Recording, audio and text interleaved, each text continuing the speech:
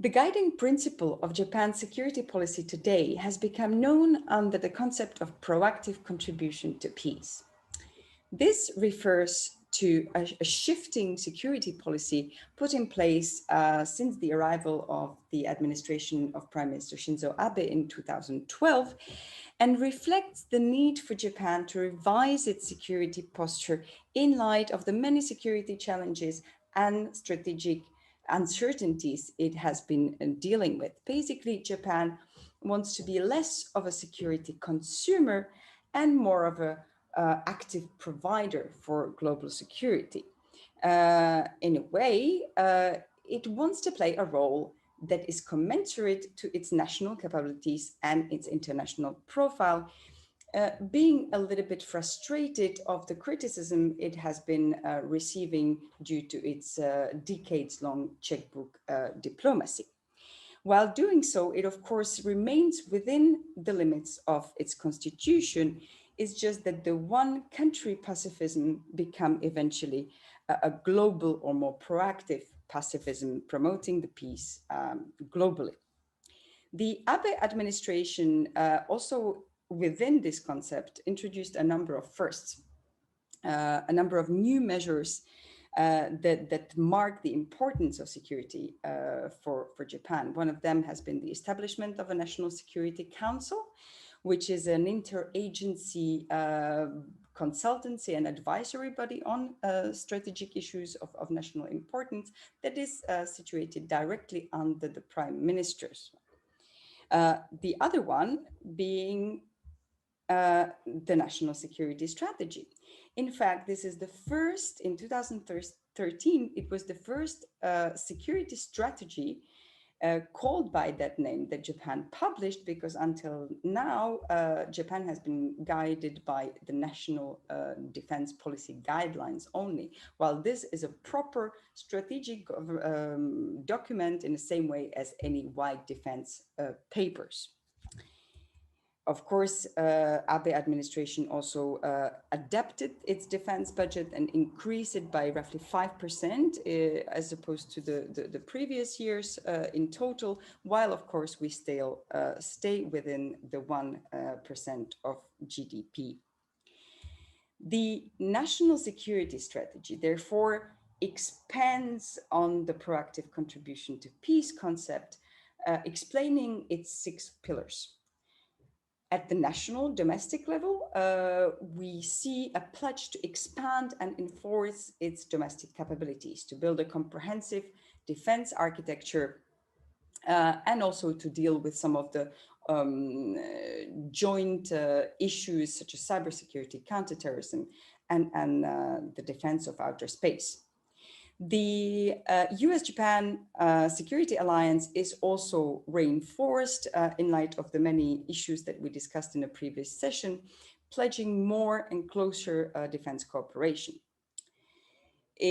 Japan also wants to cooperate more with other partners, other like-minded partners. Australia, Korea, India are some of them, Europe, potentially some of the European countries such as France, Germany, and the UK as well. It wants to continue a dialogue on some of the common issues with China, and it wants to engage more proactively within some of the regional and global multilateral structures such as the G7, APEC, the East Asia Summit, or the ASEAN Regional Forum.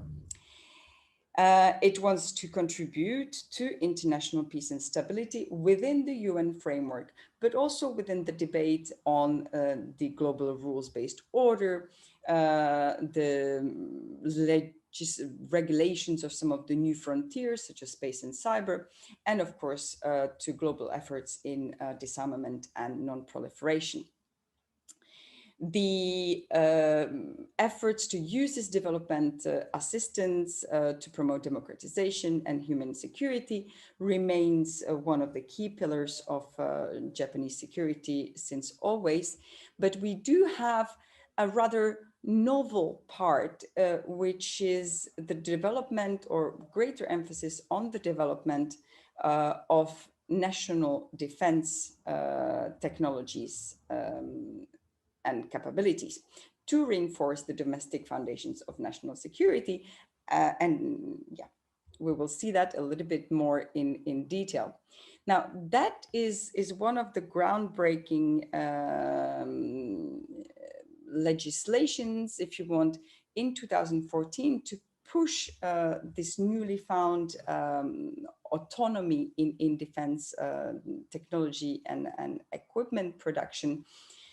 Japan also lifts the restrictions on arms exports in 2014. This was a self-inflicted ban on arms trade that Japan did within due to its constitutional limitations. So this lift is, of course, done within strict limits. There's the three conditions of arms exports. It should be only destined to countries and to causes that have the potential to contribute to global peace and to enhance Japan's security.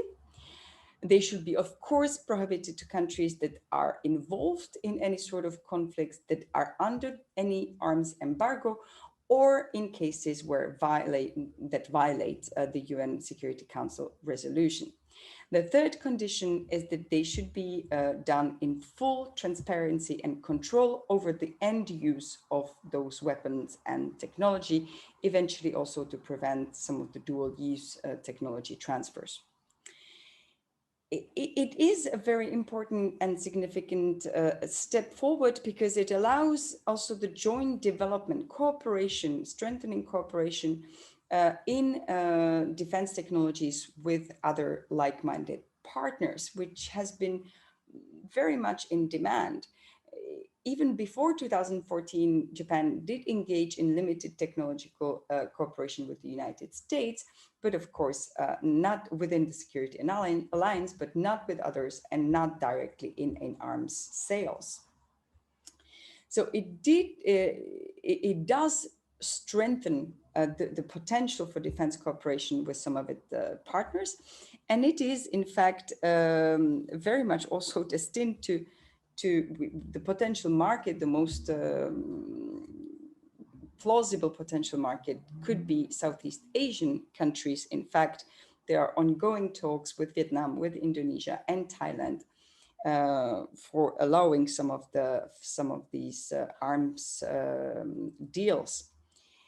As you can imagine, this move has been sharply criticized by China, which indirectly feels it is being targeted with this new dynamic, and points out at the effort of Japan to remilitarize, which is one of its biggest nightmares. The Abe's administration's contribution to Japan's security is really quite impressive. Sometimes we even refer to it as the Abe Doctrine. It managed to shift Japan's image as a determined, as a proactive security player by just a number of milestones that to summarize. We mentioned the national security strategy, which is a first. The lift of restrictions on defense technology transfers.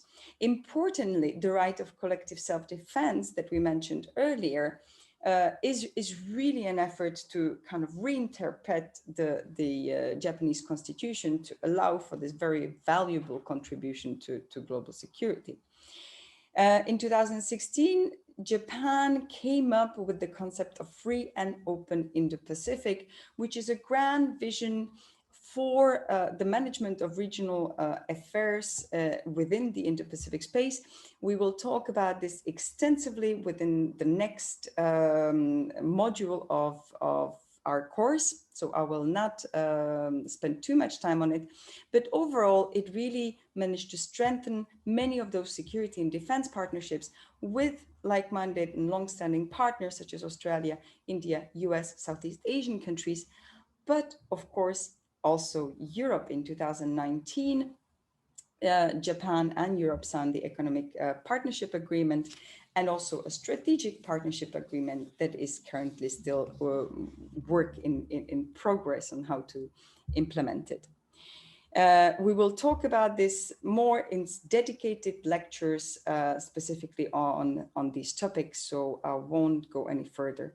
But just to say that we started a new trajectory of Japan's national security policy, which and all these amendments, legal amendments and political shifts that have been enabled by the Abe administration really made Japan a much more valuable and appreciated partner for the United States and for many other international players. There are many questions that lie ahead, is whether this new security trajectory is actually sustainable. What could be the dangers? What could be the reactions of the neighboring countries or even other global players? What could hamper it in the future? Another very important question in the Japanese security agenda is the constantly proposed idea of constitutional revision, whether that is necessary, whether there is something that we should wish for, whether it is actually even doable. And finally, what will be the new developments in Japan's security and defense policy under the new administration of Prime Minister Suga? I will leave you with these final questions as something to ponder on in light of all that has been discussed in this lecture. And I look forward to discussing these and any other outstanding issues and questions you may have on this lecture during our live session. Thank you very much for your attention.